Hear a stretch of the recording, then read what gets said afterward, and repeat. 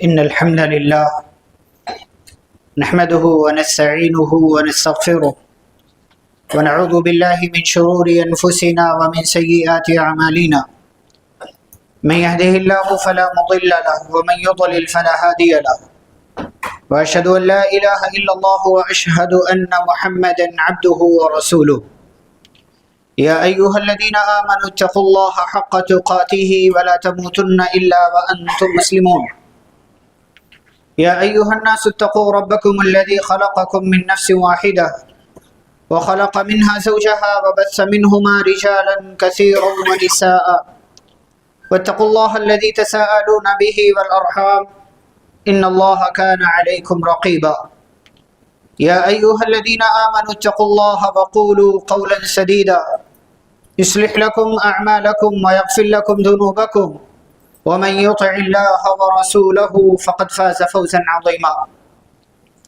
أما بعد فإن خير الحديث كتاب الله وخير الهدي هدي محمد صلى الله عليه وسلم وشر الأمور محدثاتها وكل محدثة بدعة وكل بدعة ضلالة وكل ضلالة في النار أعوذ بالله من الشيطان الرجيم بسم الله الرحمن الرحيم يا أيها الذين آمنوا لا تتبعوا خطوات الشيطان ومن يتبع خطوات الشيطان فإنه يأمر بالفحشاء والمنكر رب اشرح لي صدري ويسر لي أمري واحلل عقدة من لساني يفقه قولي رب زدني علما اللهم صل وسلم على نبينا محمد صلی اللہ علیہ وسلم وبارک علیہ۔ محترم حاضرین جمعہ، اسلامی بھائیوں، بزرگوں، نوجوانوں، عزیز بچوں اور پردہ نشین خواتین اسلام، خطبہ مسنونہ کے بعد ایک آیت کا ایک ٹکڑا آپ کے سامنے پڑھا گیا ہے، جس آیت کے اندر اللہ رب العالمین نے ہم مسلمانوں کو بطور خاص شیطان کی اتباع اور پیروی سے بچنے کا حکم دیا ہے، اور ساتھ ہی ساتھ اللہ رب العالمین نے یہ بھی بیان فرمایا کہ جو شیطان کے نقش قدم پر چلے گا، اس کا راستہ اختیار کرے گا، تو شیطان بے حیائی کا اور برائی کا لوگوں کو حکم ہی دیتا ہے۔ تو جو شیطان کی بات مانے گا وہ گویا کہ بے حیائی اور برائی کے راستے پر نکل جائے۔ آج کے ہمارے اس خطبہ جمعہ کا موضوع ہے مشترکہ خاندانی نظام، فوائد و نقصانات کے تناسب۔ موضوع بہت لمبا ہے، لیکن اختصار کے ساتھ جمعہ کے اس مختصر سے وقت میں سمجھنے اور سمجھانے کے اعتبار سے چند ضروری باتیں انشاءاللہ آپ کی خدمت میں رکھنے کی کوشش کی جائے گی۔ مذہب اسلام نے انسانی زندگی کی تمام ضرورتوں کا خیال رکھا، انسانی نفسیات کا بھی خیال رکھا، انسان کے مزاج اور ماحول کا بھی خیال رکھا، اور انسان جن جن چیزوں سے گزرتا ہے ان تمام گزرنے والی چیزوں اور راستوں میں شریعت نے اپنی رہنمائیاں بتا دی۔ ایسے ہی مشترکہ خاندانی نظام یا خاندانی نظام، اس تعلق سے بھی ہماری شریعت نے ہماری رہنمائی کی، اور انسان کو خاندان سے جڑے رہنے کا حکم بھی دیا ہے، اس لیے کہ خاندان سے جڑے رہنے کا اپنا فائدہ ہوتا ہے۔ پیارے نبی صلی اللہ علیہ وسلم پر مکہ کے مشرکین ساری مخالفتوں کے باوجود اس لیے آپ کا کچھ نہیں بگاڑ سکے کیونکہ آپ صلی اللہ علیہ وسلم کے پیچھے آپ کا ایک مضبوط خاندان تھا۔ ابو طالب آپ کے سپورٹ میں تھے، گرچہ وہ ابو طالب انہوں نے اسلام قبول نہیں کیا، لیکن اس کے باوجود ابو طالب کے بیک اپ سپورٹ کی وجہ سے اور خاندان کی وجہ سے مکہ کے لوگ پیارے نبی صلی اللہ علیہ وسلم کا بہت زیادہ کچھ بگاڑ نہیں سکے۔ یہ خاندان کے ساتھ جڑے رہنے کا فائدہ ہوتا ہے۔ انسان کی طبیعت کیا ہے؟ انسان کی طبیعت اور مزاج میں بھی فرق ہوتا ہے۔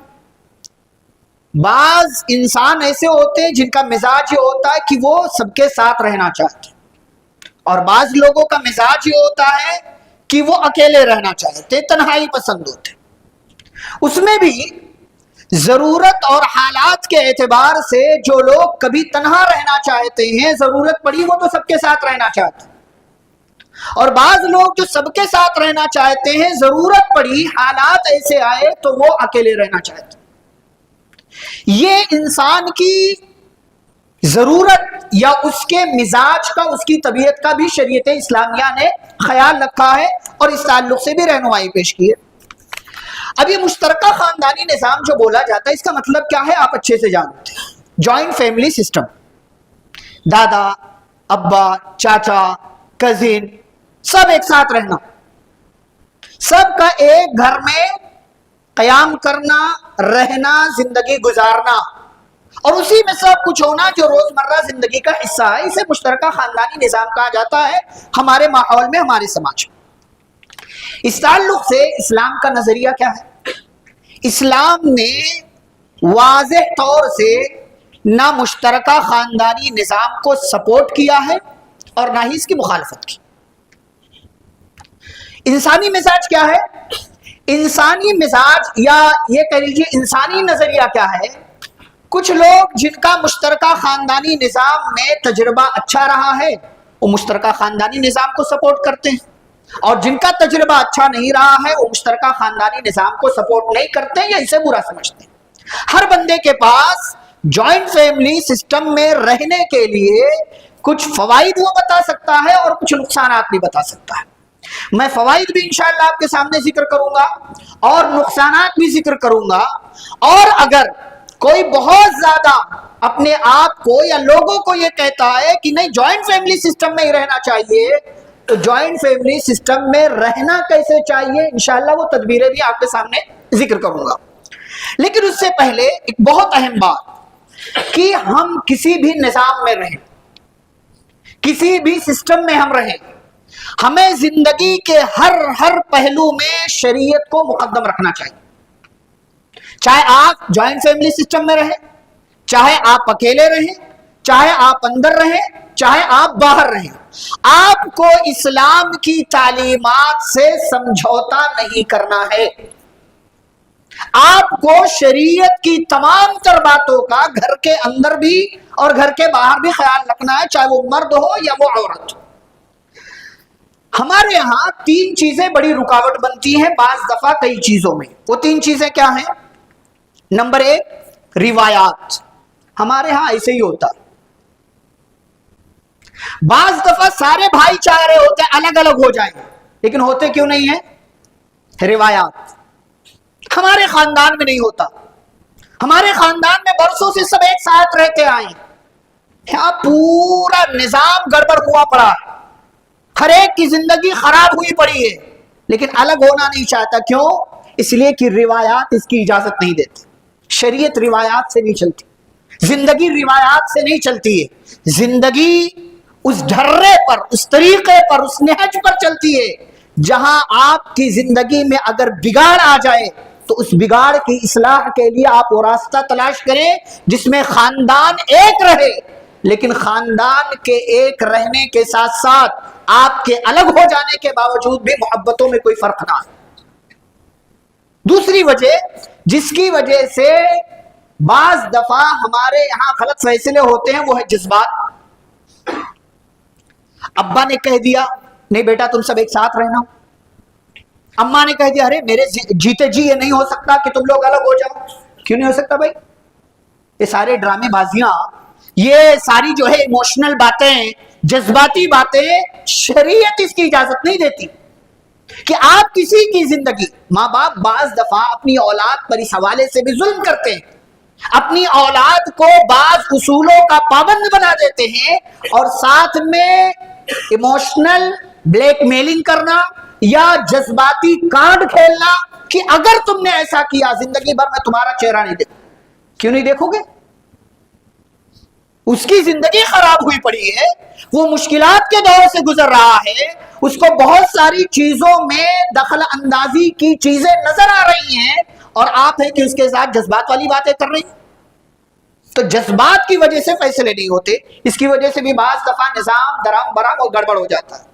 اور تیسری وجہ ہے مفادات۔ مفادات، بعض دفعہ چھوٹا بھائی اس لیے الگ نہیں ہونا چاہتا کیونکہ وہ کماتا اچھا نہیں ہے، بعض دفعہ بڑا بھائی اس لیے الگ نہیں ہونا چاہتا اس لیے کہ چھوٹے بھائیوں کے ذریعے اس کے بہت سارے کام پورے ہوتے رہتے۔ مفادات، ہم کیا ہے نا، مفاد پرست ہیں، جہاں فائدہ دیکھا ہمارا فیصلہ بدل جاتا ہے، جہاں مفاد نظر آیا ہماری سوچ بدل جاتی ہے، ہمارا نظریہ بدل جاتا ہے اور ہمارے فیصلے میں تبدیلی آ جاتی ہے۔ تو زندگی صرف مفادات سے نہیں چلتی، خود غرضی، مفاد پرستی، انا پرستی، صرف اپنا دیکھنا، اپنا فائدہ ہوا تو ساتھ ہیں اور جہاں نقصان ہوتا نظر آیا وہاں الگ ہونے کی بات کرتے، یہ طریقہ بھی درست نہیں ہے۔ مفادات کو سامنے رکھ کر کے زندگی گزارنے سے ہمیشہ ہمیں بچنا چاہیے۔ یہ تو ابتدائی بات ہے۔ اب آئیے ہم لوگ دیکھتے ہیں کہ مشترکہ خاندانی نظام کے فائدے کیا ہیں، اس کے بعد نقصانات پر انشاءاللہ بات کریں گے۔ پہلا فائدہ، آپسی محبتیں برقرار رہتی ہیں۔ آپ بولیں گے الگ ہونے سے بھی ہوتی ہے محبت، بالکل درست ہے، لیکن ایک ساتھ رہنے سے انسیت، الفت، محبت، بعض دفعہ ایکسیپشن بھی ہے اس میں، استثنائی والی چیز ہے، لیکن آپسی محبتیں برقرار رہتی ہیں۔ دوسرا فائدہ، اتحاد اور مضبوطی، آپ مضبوط ہوتے ہیں۔ اب 4 بھائی ہیں، 5 بھائی ہیں، 6 بھائی ہیں، الگ ہو گئے، کوئی حیدرآباد چلا گیا، کوئی بنگلور چلا گیا، کوئی بمبئی چلا گیا، کوئی یہاں رہ گیا، سب بکھر گئے، محبت ہے، الگ ہونے میں بھی محبت ہے، خیر خیریت حال چال سب پوچھا جا رہا، لیکن اگر یہاں اس بھائی کے ساتھ کوئی مشکل آئی، پریشانی آئی، وہ بمبئی والا بھائی اپنا سب کچھ فیملی چھوڑ کر، سب کچھ چھوڑ کر کے یہاں نہیں آئے گا، آئے گا بھی تو 1 دن 2 دن خیریت پوچھنے، اس کے بعد پھر وہ وہی جانا چاہے کیونکہ وہاں سیٹل ہو گیا۔ اگر ایک ساتھ ہیں تو فائدہ کیا ہے، اتحاد ہوتا ہے اور خاندان مضبوط ہوتا ہے۔ تیسرا فائدہ، خاندانی جائیداد جو ہے نا اس میں اضافہ ہوتا ہے۔ 5 بھائی ہیں، مل کر کے کام کر رہے ہیں، ابا کا، پہلے کا، سب ہے، ایک ساتھ کام کر رہے ہیں تو اس میں اور بڑھتا ہے، وہ دیکھتے ہیں سب بڑھتا ہے، پھر ایک تجارت سے، ایک بزنس سے دوسرا نکلتا ہے، دوسرے سے تیسرا، تیسرے سے چوتھا، یہ سب نکلتا چلا جاتا ہے، جو پہلے 1 کروڑ تھا اب 5 کروڑ ہو گیا۔ یہ فائدہ ہوتا ہے، پہلے 1 بزنس تھا اب 5 بزنس ہو گیا، پہلے 1 جگہ سے پیسہ آ رہا تھا اب 10 جگہ سے پیسہ آ رہا۔ یہ ایک ساتھ رہنے کا فائدہ ہوتا ہے، مشترکہ خاندانی نظام کا یہ فائدہ۔ ایک بڑا فائدہ کیا ہوتا ہے مشترکہ خاندانی نظام میں رہنے کا، کمزوروں کی اور ناداروں کی کفالت ہو جاتی ہے۔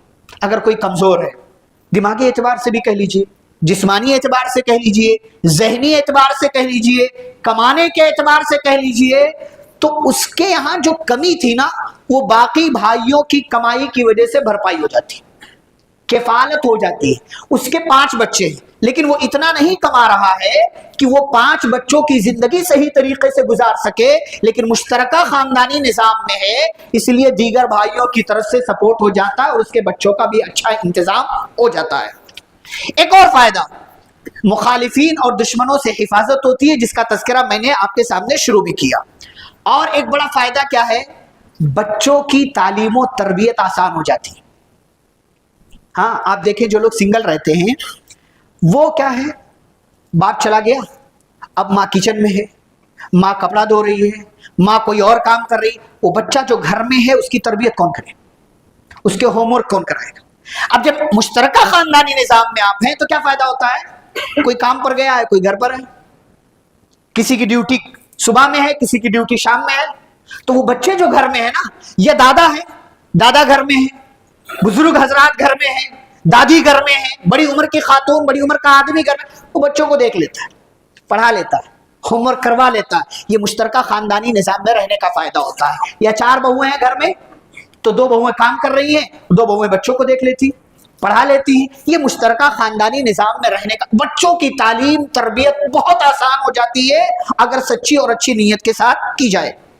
ایک اور بڑا فائدہ، جو فائدہ نمبر، جو آخری فائدہ ہے وہ کیا ہے، ذمہ داریوں کا بٹوارا ہو جاتا ہے، ذمہ داریاں تقسیم ہو جاتی ہیں۔ اب اگر ایک آدمی ہے، ایک ہی سنگل فیملی ہے، اس کو بہت سارا کام کرنا ہے، اسے ہاسپٹل بھی دیکھنا ہے، اسے جاب بھی دیکھنا ہے، اسے مسجد بھی دیکھنا ہے، اسے بچے کا اسکول بھی دیکھنا ہے، اسے مارکیٹ بھی دیکھنا ہے، اسے شاپنگ بھی کہاں کہاں جائے گا؟ وہ بندہ ذہنی طور سے بگڑتا چلا جاتا ہے، اوپر سے اس کی بیوی کا پریشر بھی آتا ہے، اوپر سے اس کی زندگی میں اور بہت کچھ چل رہا ہوتا ہے، تو نتیجہ کیا ہوتا ہے؟ لڑائیاں ہوتی ہیں، جھگڑے ہوتے ہیں، خرابیاں پیدا ہوتی ہیں۔ لیکن اگر کئی لوگ ہیں، مشترکہ خاندانی نظام میں ہیں، تو بھائی تم لائٹ کا بل بھر دو گے، تم فلاں جگہ چلے جاؤ گے، میں فلاں جگہ چلے جاؤں گا، وہ صاحب فلاں جگہ چلے جائیں گے، یہ صبح سے اب تک دکان میں بیٹھیں گے، دوسرا والا بھائی جو ہے یہاں سے یہاں تک شام تک دکان میں بیٹھ، یہ ذمہ داریاں تقسیم ہو جاتی ہیں، ذمہ داریاں بٹ جاتی ہیں، کام آسان ہو جاتا ہے، کسی پر بہت زیادہ بوجھ نہیں رہتا۔ یہ ہے مشترکہ خاندانی نظام کا فائدہ، اور بہت سارے فائدے میں نے گنوائے۔ اب نقصانات کی طرف آتے ہیں۔ نقصان نمبر 1، جو سب سے بڑا نقصان، بے پردگی اور اختلاط۔ کزن بھی ہے، ہر طرح کے لوگ ہیں، اسے چاچا کا لڑکا ہے، پھر یہ اور خاندان بڑھا تو اس میں اور لوگ بھی آ گئے، وہ لوگ بھی ہیں جن کے ساتھ پردہ کرنا، تو بے پردگی ہوتی۔ بہت ساری وہ چیزیں جو صرف اور صرف شوہر دیکھنا چاہیے وہ دیگر لوگ بھی دیکھ رہے ہوتے ہیں، تو بے پردہ ایک ساتھ رہتے، اختلاط، مکسد، سب ایک ساتھ رہتے۔ یہ جوائنٹ فیملی سسٹم کا ایک بڑا نقصان ہے کہ شریعت کی تعلیم ہے پردہ، لیکن جوائنٹ فیملی سسٹم میں بے پردگی ہوتی ہے، اور شریعت کی تعلیم کیا ہے کہ غیر محرم سے دور رہنا، اختلاط نہیں ہونا چاہیے، یہاں اختلاط ہوتا ہے۔ دوسرا نقصان، زناکاری کا اندیشہ ہوتا ہے۔ کزن، یہ کزن کے نام پر نا جو آپ دیکھتے ہیں بہت بڑا فتنہ ہے، گھر کی بات گھر میں رہ جاتی ہے، بہت بڑا نقصان ہے۔ کتنا کزن کے فتنے میں مبتلا، کزن اسکول لے جا رہا ہے، کزن کالج لے جا رہا ہے، کزن یونیورسٹی لے جا رہا ہے، کزن مارکیٹ کروانے لے جا رہا ہے، سب کیوں؟ جوائنٹ فیملی سسٹم میں رہتے ہیں، مشترکہ خاندانی نظام میں رہتے ہیں، تو کیا ہوتا ہے؟ زناکاری کا اندیشہ بڑھتا ہے۔ پیارے نبی صلی اللہ علیہ وسلم نے اسی لیے فرمایا ایاکم والدخول علی النساء، عورتوں کے درمیان جانے سے بچو۔ صحابہ نے پوچھا ارأیت الحم، اللہ کے نبی صلی اللہ علیہ وسلم دیور کے بارے میں کیا خیال ہے؟ یعنی شوہر کا بھائی ہے وہ کیا خیال ہے؟ فرمایا الحم الموت، دیور موت ہے۔ مطلب زناکاری کے چانسز زیادہ ہو جاتے ہیں، اور جب زناکاری ہوگی ایسی صورت میں موت، یعنی اسلامی حکومت ہے تو قصاص میں اس عورت کو جس نے زناکاری کی ہے شادی شدہ اسے رجم کر دیا جائے۔ تو یہ نقصان ہے زناکاری کا اندیشہ۔ ایک اور نقصان کیا ہے؟ میں نے اشارتاً ذکر کیا، محرم اور غیر محرم کا فرق نہیں رہتا، مجھے لگتا ہے سب یہی ہے، پھوپھا بھی آ رہا ہے، خالو بھی آ رہا ہے، نہیں چلتا ہے ہمارے یہاں۔ یہ پھوپھا کو اتنا ایکسس کیوں ہے بھائی گھر میں؟ گھر کی عورتوں کے لیے وہ محرم ہے؟ غیر محرم ہو، محرم نہیں ہے وہ، غیر محرم۔ ہم نے سب سے زیادہ ایکسس پھوپھا کو دے رکھا ہے، اور ہمارے یہاں آپ کے شہر میں تو دامادوں کو بڑا ایکسس ہے۔ داماد بڑا والا خاص طور سے جب تک نہیں آ جاتا نکاح نہیں ہوتا۔ یہاں جب میں تھا ایک نکاح میں تو 2 گھنٹہ ویسٹ کیا بدماشوں نے میرا، کیوں؟ اس لیے کہ داماد نہیں آیا ابھی۔ ارے اتنی بڑی حیثیت ہے داماد کی، اتنی بڑی حیثیت ہے، کیا کر رہے بھائی؟ کسی کا 2 گھنٹے کا نقصان کر کے آپ اپنے داماد کو ناراض نہیں کرنا چاہتے، کیوں؟ اس لیے کہ زیادہ ایکسس ہے ہمارے گھر میں، اس کا فیصلہ، اس کا مشورہ، اس کی ساری چیز ہم اپنے گھر میں لا کر کے بٹھا رکھے۔ یہ نقصان ہے، یہ نقصان ہے۔ محرم اور غیر محرم کا فرق ختم ہو جاتا ہے۔ ہمارے ہاں تو تہذیب بھی ایسی ہے کہ سالی آدھی گھر والی ہوتی ہے، ہاں ہمارے ہاں یہ سارے مسائل یہ مشترکہ خاندانی نظام کا نتیجہ ہے۔ اور آگے بڑھتے ہیں، عدل و انصاف کے تقاضے پورے نہیں ہوتے مشترکہ خاندانی نظام میں۔ آپ دیکھو جوائنٹ فیملی سسٹم میں اپنا اپنا گھر دیکھو، کتنا عدل و انصاف کے تقاضے آپ پورے کر رہے ہیں، کہاں کہاں پورے کر رہے ہیں۔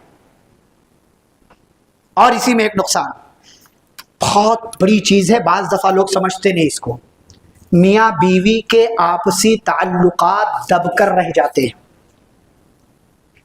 بہت بڑی بات، شادی شدہ حضرات سب سمجھتے ہیں، اور وہ زیادہ سمجھتے ہیں جو جوائنٹ فیملی سسٹم میں، اور ابھی رمضان آئے گا تو زیادہ سمجھ میں آتا ہے۔ ہاں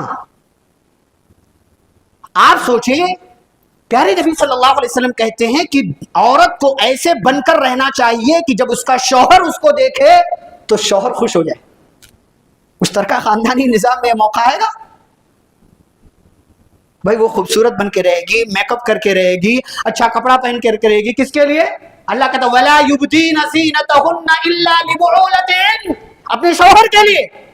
اور یہ معاملہ کیا ہے؟ مشترکہ خاندانی نظام میں ہے تو سارے لوگ دیکھ رہے ہیں، سب دیکھ رہے ہیں.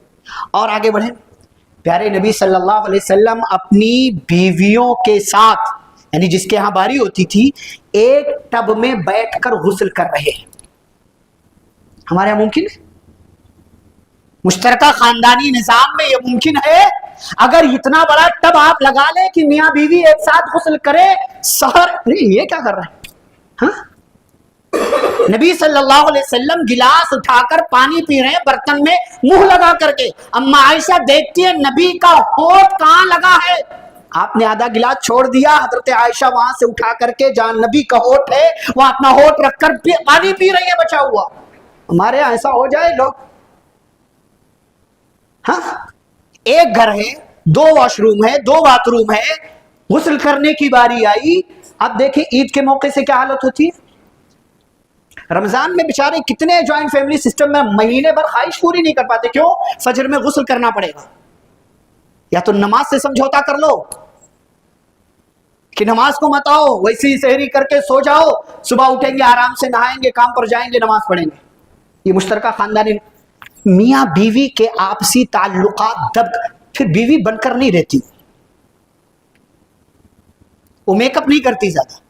آپ کو لگتا ہے یار میک اپ نہیں کر رہی ہے، کیوں نہیں کر رہی ہے؟ کیونکہ اس کے آس پاس بہت سارے لوگ ایسے رہتے ہیں نا جن کو دکھانا نہیں چاہیے. تو یہ بہت بڑا نقصان ہے. ایک اور نقصان کیا ہے؟ بدگمانی اور غلط فہمی کے دروازے کھلتے ہیں.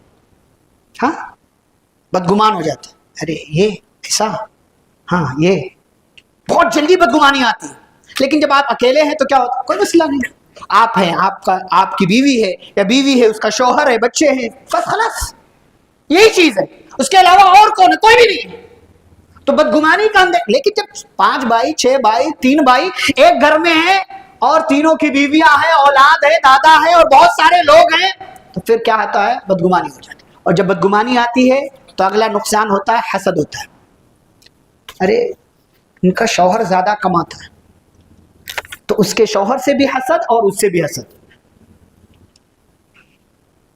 یہ چھوٹا ہو کر کے میرے شوہر سے زیادہ کماتا ہے تو پھر اس دیور سے بھی حسد اور اس کی بیوی سے بھی حسد، دیورانی سے بھی حسد ہو جاتا ہے. دروازے کھلتے. اور ایک نقصان ہوتا ہے، ہر وقت لوگوں کی نگاہ رہتی ہے. تھیلی آئی تو کیا آیا تھا سب کو پتا چلنا چاہیے. ہاں، اس تھیلی میں تھا کیا سب کو پتا چلنا چاہیے. اور چپکے سے اگر بیوی تک پہنچا دیا تو اماں کے عتاب کا شکار، بہن کے عتاب کا شکار، باقی لوگوں کی نگاہیں. بتایا نہیں تو نے کیا لایا تھا؟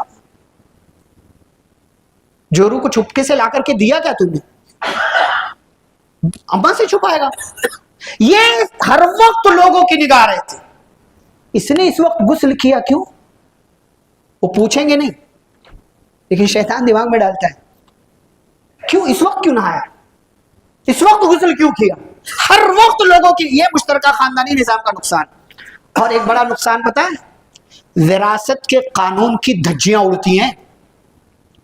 مشترکہ ابا کی وفات ہو گئی، 3 بھائی ایک ساتھ رہ رہے ہیں، بہنوں کی شادی ہو گئی ہے، اب وراثت تقسیم نہیں ہوتی. کیوں؟ ابا نے کہا تھا بٹوارا نہیں کرنا، ہمارے خاندان کی روایت ہے بٹوارا نہیں کریں گے. اور جب بٹوارا نہیں کرتے تو ہوتا کیا ہے؟ 10 15 20 انسان کی طبیعت ہی ایسی ہے، آگے چل کر کے اختلاف ہوتا ہے. پھر یہ اختلاف اتنا شدید ہوتا ہے نا، ہمارے ہاں تو کیسز آتے ہیں اسے 25 سال 30 سال 40 سال پرانا کیس. ایک کیس آیا 1970 کا.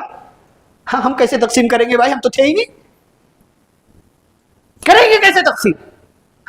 جھگڑا تم کرو، اختلاف تم کرو، وراثت کے قانون کی دھجیاں تم اڑاؤ، شریعت کی رہنمائی میں زندگی تم نہ گزارو اور اس کی سزا عالم بھگتے، اس کی سزا عالم کو دو. یہ کون سا انصاف؟ اگر آپ نے ابا کی وفات کے ساتھ ہی اماں کی وفات کے ساتھ ہی روایات، جذبات، ایموشنز کو ایک طرف رکھ کر کے اگر آپ نے وراثت تقسیم کیا ہوتا، اللہ کی قسم محبت بھی باقی رہتی اور آگے چل کر کے اختلاف بھی نہیں ہوتا۔ لیکن یہ مشترکہ خاندانی نظام اور جوائنٹ فیملی سسٹم کا یہ تصور ہماری شریعت کی ایک اہم تعلیم یعنی وراثت کے قانون کی دھجیاں اڑاتا نظر آتا ہے۔ میرے بھائیو، میں نے فوائد بھی آپ کے سامنے رکھ دیے، نقصانات بھی آپ کے سامنے رکھ دیا۔ ہو سکتا ہے آپ لوگوں کے دماغ میں اور کوئی فائدہ ہو اور کوئی نقصان ہو۔ میں نے انسانی طبیعت کا بھی تذکرہ کر دیا، اسلامی نظریہ بھی بتا دیا کہ اسلام نہ جوائنٹ فیملی سسٹم کو، مشترکہ خاندانی نظام کو نہ سپورٹ کرتا ہے اور نہ ہی اس کو منع قرار دیتا ہے، نہ ہی اس کو حرام کہتا ہے۔ اگر کوئی بندہ مشترکہ خاندانی نظام میں رہنا چاہتا ہے، یا جیسے ہمارے ہاں اکثر و بیشتر ہوتا ہے، چاہے آپ کہ اس علاقے کی بات کی جائے یا ہمارے علاقے کی بات کی جائے، ساؤتھ کی، نارتھ کی، کہیں کی بھی آپ بات کریں، عام طور سے رجحان یہی ہے جوائنٹ فیملی سسٹم میں رہنے کا۔ تو کچھ بنیادی چیزوں کا خیال رکھنا چاہیے، اس سے پہلے کہ ماحول آگے چل کر کے بگڑے، اختلاف پیدا ہو، انتشار پیدا ہو، ایک ہی باپ کی 4 اولاد، 5 اولاد، 6 اولاد آپس میں ایک دوسرے کا گریبان پکڑے اور اس زمین کے لیے جو باپ کی، دادا کی، پردادا کی اور نہ جانے کون سے دادا کی تھی، اس کے لیے اختلاف ہو، اور اختلاف اس حد تک پہنچے کہ دل تک وہ اختلاف پہنچے، بھائی بھائی کا چہرہ نہ دیکھنا چاہے، قبل اس کے کہ یہ ساری چیزیں ہو۔ اگر آپ کو مشترکہ خاندانی نظام میں رہنا ہے تو چند باتوں کا خیال رکھیے۔ پہلی بات، سارے بھائی کمانے والے ہیں، بڑے ہو گئے ہیں، گھر کا خرچہ ہے، سب ایک ساتھ رہ رہے ہیں۔ پہلا کام، گھر کے اخراجات میں سارے بھائی اپنی اپنی آمدنی کے حساب سے شرکت کریں گے، حصہ ڈالیں گے۔ جس کی جیسی آمدنی ہے اسی کے حساب سے ایک پرسنٹیج فکس ہو جائے، 40%، 50%، جو بھی، جس پر بھی سب کا اتفاق ہو جائے، سارے لوگ امانت داری کے ساتھ اس میں گھر کے اخراجات میں اپنی آمدنی کا وہ حصہ ڈالے۔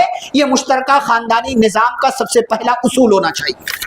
دوسرا اصول، کوئی آدمی اپنی آمدنی سے بچا کر کے کوئی چیز خرید لے، مطلب پہلا پوائنٹ اس نے عمل کیا، 40% جو فکس ہوا تھا گھر کے خرچے میں دینے کا دے دیا اس نے، اب 60% جو اس کے پاس ہے وہ بچا ہوا ہے، کئی سال تک بچا کر رکھنے کے بعد اس نے کوئی چیز خرید لی، کوئی جگہ خرید لیا، کوئی پلاٹ، کوئی فلیٹ خرید لیا، تو یہ اس کا اپنا ہوگا، سب کا نہیں ہوگا۔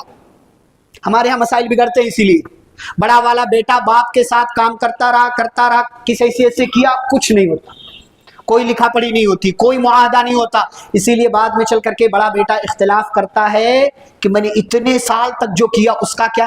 ارے بھائی کیا تو نے، لیکن لکھایا کیا؟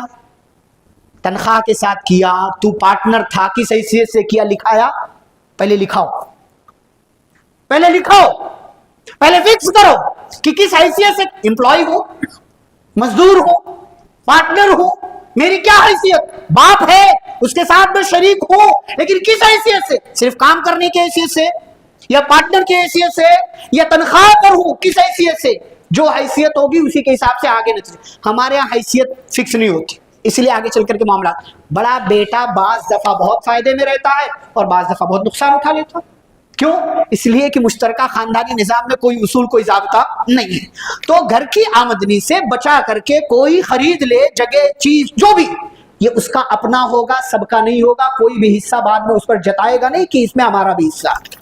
تیسری بات، خاندان میں اگر کوئی معاہدہ ہوتا ہے، کوئی ایگریمنٹ ہوتا ہے، تو سارے لوگ اس معاہدے کے پابند ہوں گے، سب لوگ، کوئی بھی معاہدہ، دینی، دنیاوی، گھریلو، سماجی، کسی بھی اعتبار سے اگر کوئی بھی معاہدہ اور ایگریمنٹ ہوتا ہے، گھر کے سارے افراد، چاہے 10 ہو، 15 ہو، 20 ہو، 25 ہو، 30 ہو، 40 ہو، جتنے بھی ہو، سب اس معاہدے کے پابند ہو۔ ہاں، ایک شرط یہ ہے کہ وہ معاہدہ شریعت کی تعلیم کے خلاف نہیں ہونا چاہیے، شریعت کی کسی بھی تعلیم کے خلاف نہیں ہونا چاہیے۔ اگر شریعت کی تعلیم کے خلاف نہیں ہے تو سارے گھر والے اس معاہدے کے پابند ہوں گے، سب کو اس پر عمل کرنا پڑے گا۔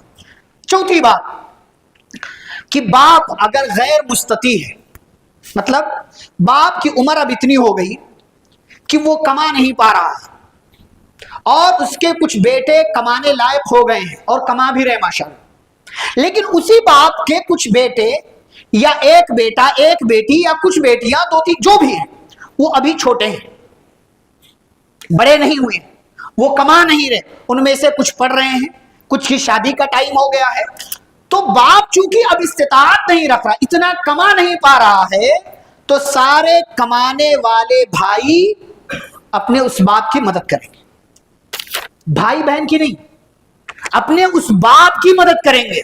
کیوں؟ کیونکہ اب کما رہے ہیں، اور اس لیے بھی کیونکہ مشترکہ خاندانی نظام، اور باپ کمزور ہو گیا، باپ غیر مستطیع ہو گیا، باپ کے پاس طاقت نہیں، اتنا نہیں کما پا رہا، تو چونکہ اسی باپ نے جب اس کے پاس استطاعت تھی بڑے بھائیوں کو، بڑی اولاد کو کمایا، کھلایا، پہنایا اور ان کو بڑا کیا، ان کی شادیاں کی، سب کیا، تو اب یہی بچے جب کمانے لائق ہو گئے ہیں تو اپنے باپ کا ہاتھ بٹائیں گے تاکہ وہ باپ اپنے دیگر بچوں کے لیے بھی ساری چیزوں کا بندوبست کر سکے۔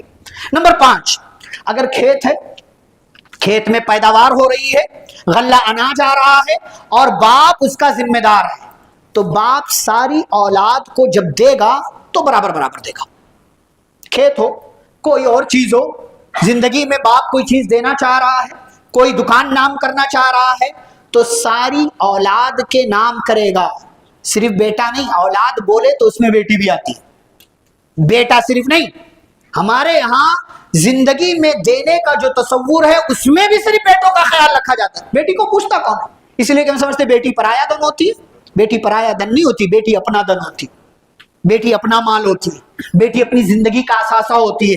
آپ جب 4 بیٹوں کو برابر برابر دے رہے ہو نا تو چاروں کو برابر دینا ہے اور اس ایک بیٹی کا بھی حصہ لگانا ہے، ان 2 بیٹیوں کا بھی حصہ لگانا ہے۔ کیوں؟ اس لیے کہ یہ ہدیہ ہے، یہ ہدیہ ہے، یہ گفٹ ہے، اور ہدیہ اولاد کے درمیان جب آپ دیں گے تو برابر برابر دیں گے اور برابر برابر اس کو تقسیم کریں گے۔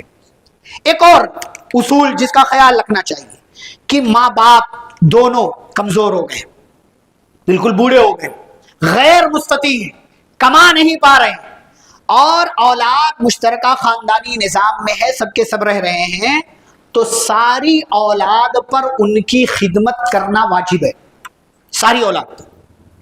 یہ تو ویسے بھی حقوق والدین میں آتا ہے، ماں باپ کے حقوق میں آتا ہے، اما یبلغن عندک الکبر احدهما او کلاهما۔ مشترکہ خاندانی نظام میں پتہ کیا ہوتا؟ ارے وہ تو پوچھتا نہیں اماں کو، میں کیوں پوچھوں؟ وہ آ کر کے بیٹھتا نہیں، میں کیوں بیٹھوں؟ چھوڑو بھائی، یہ سب کی ذمہ داری ہے۔ اما یبلغن عندک الکبر احدهما او کلاهما فلا تقل لهما اف، اف تک نہیں کہنا، ڈانٹنا نہیں، جھڑکنا نہیں، محبت سے بات کرنا ہے، رحمت کے بازو بچھا دینا، ان کے لیے دعائیں کرنا ہے۔ ماں باپ کمزور ہو غیر ساری اولاد پر ان کی خدمت کرنا واجب ہے، چاہے وہ مالی خدمت ہو، بدنی خدمت ہو یا کوئی اور ضرورت، ساری ضرورتوں کا، چونکہ مشترکہ خاندانی نظام میں ہے اس لیے ساری اولاد خیال رکھے گی۔ ایک اور اصول، آپ مشترکہ خاندانی نظام میں رہنا چاہتے رہیں، لیکن اللہ کے واسطے شریعت نے پردے کا جو دائرہ مقرر کیا اس دائرے کو پھیلانے نہیں، پردے کا دائرہ شریعت کے حساب سے ہونا چاہیے اور ٹھیک ہونا چاہیے، اس پر کسی کو ناراض بھی نہیں ہونا چاہیے۔ ارے یار اس کی بیوی تو میرے سامنے نہیں آتی، کیوں آئے بھائی؟ کیوں آئے تمہارے سامنے؟ مشترکہ خاندانی نظام میں رہتے ہو اس لیے؟ مشترکہ خاندانی نظام شریعت کا حصہ نہیں، شریعت رہنمائی کرتی ہے پردے کی پابند، عورت پردے کی پابند ہے، اس کا خیال رکھنا ہے، اسے آپ کے سامنے آنے کا خیال نہیں رکھنا، اسے آپ کو برا لگتا ہے لگے، آپ کو غصہ آتا آئے، آپ ناراض ہوتے ہیں ہو، آپ چاہتے ہو کوئی منائے تو کوئی نہیں آئے گا منانے، کیوں؟ اس لیے کہ آپ چاہ رہے ہو کہ پردے کی تعلیم کی دھجیاں اڑے۔ تو معاف کیجئے گا، مشترکہ خاندانی نظام میں رہنے کا مطلب یہ نہیں ہے کہ کوئی بلا پردہ آپ کے سامنے آئے اور آپ کے سامنے بیٹھ کر کے آپ سے بات چیت کرے۔ تو مشترکہ خاندانی نظام میں رہ رہے ہیں تو پردے کا خیال رکھنا چاہیے۔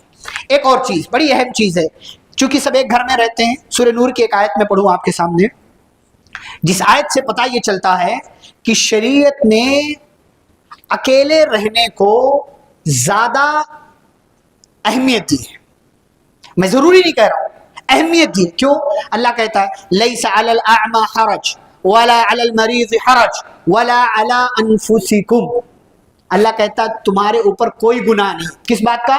ان تأکلوا من بیوتکم، کہ تم اپنے گھروں میں سے کچھ کھا لو، او بیوتی آبائکم، اپنے باپ کے گھر سے کچھ کھا لو، او بیوتی امہاتکم، یا اپنی ماں کے گھر سے کھا لو، او بیوتی اخوانکم، یا اپنے بھائی کے گھر سے کھا لو، او بیوتی اخواتکم، یا اپنی بہن کے گھر سے کھا لو، او بیوتی اعمامکم، یا اپنے چچا کے گھر سے کھا لو، او بیوتی عماتکم، یا اپنی پھوپھی کے گھر سے کھا لو، او بیوتی اخوالکم، یا اپنے ماموں کے گھر سے کھا لو، او بیوتی خالاتکم، یا اپنی خالہ کے گھر سے کھا لو۔ یہ سارے جن رشتہ داروں کا نام لیا ہے نا شریعت نے، سب کا الگ الگ گھر بتایا ہے، سب کا الگ الگ گھر بتایا۔ اگر الگ الگ گھر کی بات نہیں ہوتی تو شریعت بار بار بیوت بیوت بیوت بیوت یعنی گھر کا لفظ استعمال نہیں کرتی۔ اللہ تعالیٰ قرآن میں بار بار یہ الفاظ استعمال نہیں کرتا۔ الگ الگ گھر کا تصور شریعت نے دیا ہے، اسی لیے الگ الگ ناموں کو منشن کر کے ان کے گھر کا نام بھی ذکر کیا ہے کہ تم پر کوئی گناہ نہیں ہے کہ کبھی تمہارا دل کیا اپنے گھر میں کھا لیا، کبھی ابا کے گھر میں چلے گئے، کبھی بھائی کے گھر میں چلے گئے، کبھی بہن کے گھر میں، کبھی ماموں کے گھر میں، کبھی خالہ کے، کبھی پھوپھی کے، اور کبھی جو ہے آپ چچا کے گھر میں چلے گئے، کھا لیا، کوئی حرج نہیں۔ لیس علیکم جناح ان تاکلوا جميعا واشتاتا، وہاں جا کر کے ہنڈی صاف کر دو، کوئی مسئلہ نہیں ہے، آپ کا اپنا گھر ہے، بنا لے گئے، پھر آپ کی خالہ تو ہے، آپ کی پھوپھی تو ہے، آپ کی بہن تو ہے، پھر سے بن جائے گا۔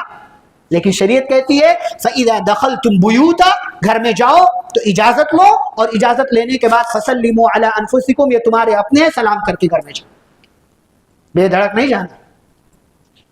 شریعت نے پردے کا اتنا بڑا تصور رکھا، آپ سوچیں کہ شریعت نے ہمارے اپنے بچے جو ہیں ان کے بارے میں کہا کہ ان کو بھی 3 ٹائم تمہارے گھر میں داخل ہونے کی اجازت نہیں ہے، بلا اجازت، بلا اجازت تمہارے اپنے کمرے تک میں نہیں آ سکتے 3 ٹائم، من قبل صلاۃ الفجر، فجر کی نماز سے پہلے، وحین تضعون ثیابکم من الظہیرہ، جب تم دوپہر میں قیلولہ کے لیے جاتے ہو، ومن بعد صلاۃ العشاء، اور عشاء کی نماز کے بعد۔ کیوں؟